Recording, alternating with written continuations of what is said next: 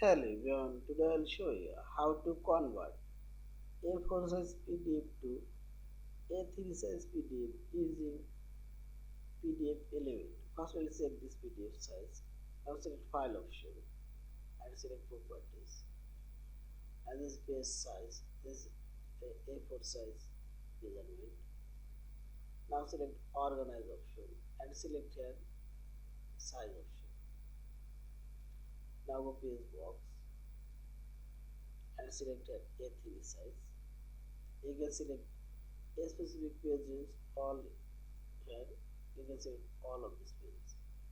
Also you can change the page orientation if you want and this where you will put it.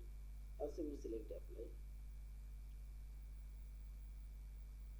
and see this all of these pages are converted to A3 size. Now select file option and save properties and this is A3 size page measurement. Now finally select file option, save or save as a PDF file. Thank you for watching. Subscribe, like, share and comment.